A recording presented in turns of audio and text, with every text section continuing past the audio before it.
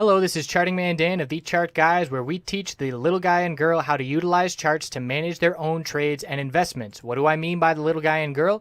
Well, we just had two directives signed halting the implementation of a rule that requires financial advisors to act in the best interests of their client. Let that sink in a little bit. The big wigs on Wall Street can play with your retirement and hard-earned money without your best interests at heart.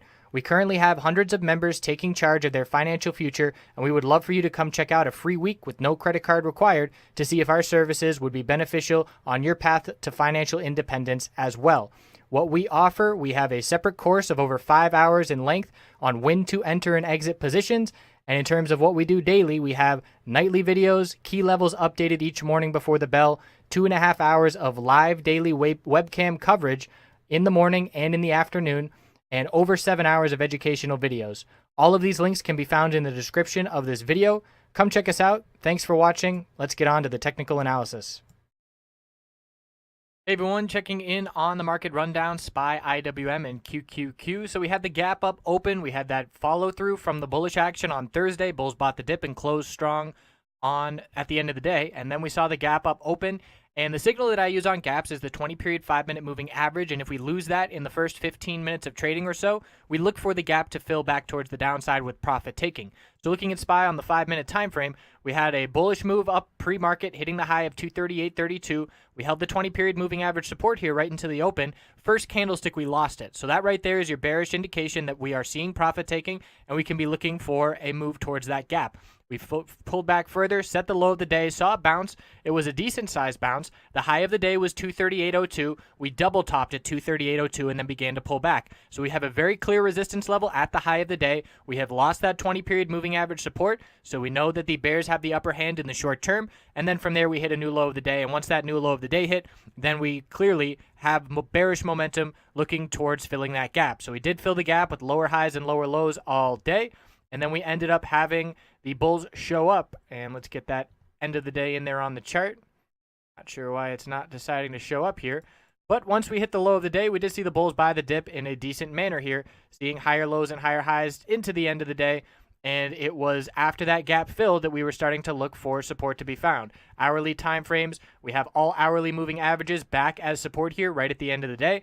So I would say it's a successful day for the bulls all in all. And we look here on the daily time frame, and we can see that long lower wick with the bulls buying the dip for the second day in a row, maintaining the middle Bollinger Band support and closing up fairly close towards the high of the day. So resistance levels heading into next week, we're going to be looking at 238.02, that little double top, and then I'm going to be looking up at 238.12 and 238.61. So the bulls still have some nice momentum. We have all hourly moving averages as support.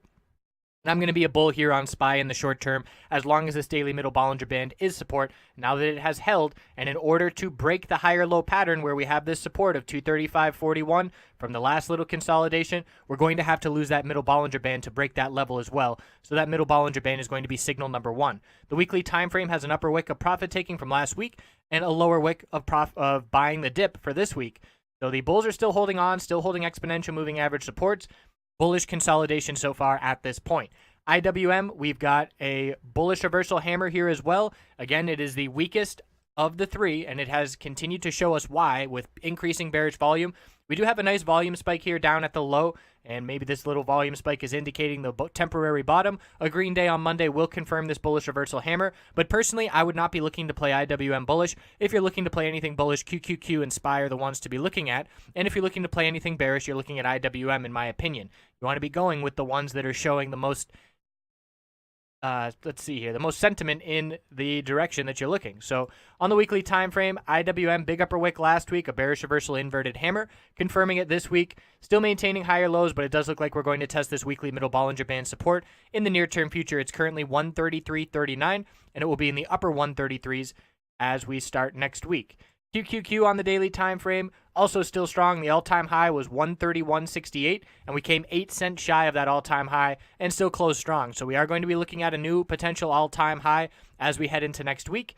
And again, the middle Bollinger Band is strong support. New support I'm looking at is the consolidation low of Thursday 130.14, and the same scenario where the middle Bollinger Band is going to be above that level as we head into the start of next week. So on the brink of that all-time high, bulls want to break that little double top. Still very strong on the weekly time frame inside candlestick this week, and the bulls will be looking to just get that little bit of momentum to the upside, get that new all-time high, and continue the higher low, higher high pattern.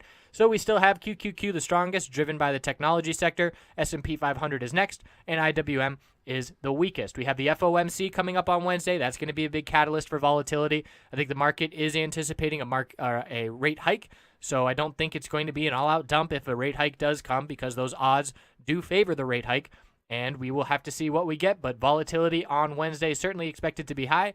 Looking forward to it, and we'll see you soon.